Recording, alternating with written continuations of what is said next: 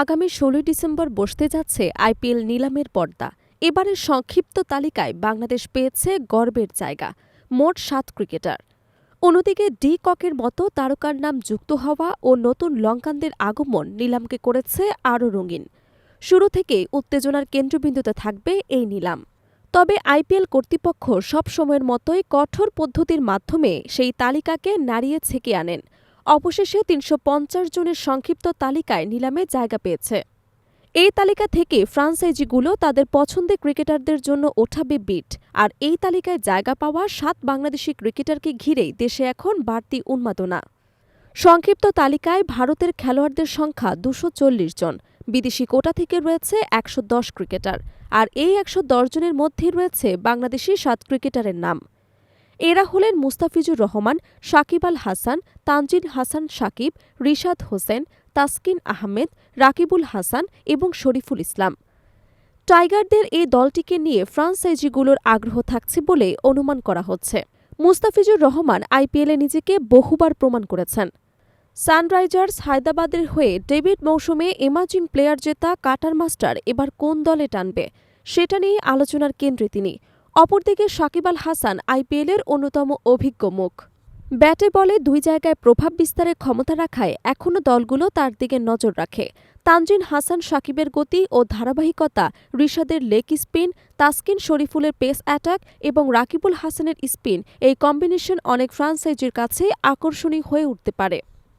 নিলামের আগে নতুন করে অন্তর্ভুক্ত করা হয়েছে আরও ৩৫ জন খেলোয়াড়কে।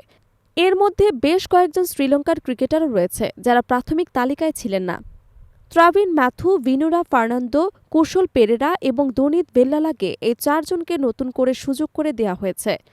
লঙ্কান ক্রিকেটারদের সাম্প্রতিক আন্তর্জাতিক পারফরম্যান্স এবং টি-২০ লিগে ব্যস্ততা বিবেচনায় তাদের অন্তর্ভুক্তি আইপিএলের নিলামে বাড়তি রং যোগ করেছে। তবে সবচেয়ে বড় চমক ছিলেন দক্ষিণ আফ্রিকার wicket keeper batter Quinton de Kock. একটি ফ্রাঞ্চাইজির সুপারিশে তাকে তালিকায় যুক্ত করেছে আইপিএল কর্তৃপক্ষ। গত মৌসুমে ফর্মহীনতার কারণে কলকাতা নাইট রাইডার্স তাকে ছেড়ে দেয়। আগের মেগা নিলামে তার ভিত্তিমূল্য ছিল ২ কোটি রুপি। এবার সেই মূল্য অর্ধেকে নেমে এসেছে ১ কোটি রুপিতে। কিন্তু তার সাম্প্রতিক পারফরম্যান্স ফ্রাঞ্চাইজির চোখে তাকে আবারও মূল্যবান সম্পদে পরিণত করে তুলেছে। ভারতের বিপক্ষে বিশাখাপত্তমে তৃতীয় ওয়ানডেতে সেঞ্চুরি করে তিনি নিজেদের পুনর্জাগরণের বার্তা দিয়েছেন। আন্তর্জাতিক ক্রিকেট থেকে অবসর নেওয়ার সিদ্ধান্ত বদলানোয় তিনি এখন আবারও টি-২০ লিগগুলোতে আলো ছড়াচ্ছেন। বিসিসিআইয়ের তথ্য অনুযায়ী এবছরের নিলামে আগে তোলা হবে ক্যাপট খেলোয়াড়দের। Batter, all-rounder, wicketkeeper, batter, fast bowler এবং স্পিনার, এই ক্যাটাগরিগুলো প্রথম ধাপেই যাবে বিডের জন্য। এরপর তোলা হবে অ্যানক্যাপট ক্রিকেটারকে। এই প্রক্রিয়া অনুসরণ করে প্রতি বছরই আইপিএলের দল গঠন চলে। আর সেই অনুযায়ী এবারও প্রত্যাশা করা হচ্ছে বহু নাটকীয় মুহূর্ত। যে কোনো ফ্রাঞ্চাইজি প্রথমে দৃষ্টি দেয় ব্যালেন্সড স্কোয়াড তৈরিতে। তাই একজন লেগ স্পিনার, একজন এক্সপেরিয়েন্সড অলরাউন্ডার বা একজন ডেথ ওভারের স্পেশালিস্ট পেসার, সব কিছুরই চাহিদা থাকে।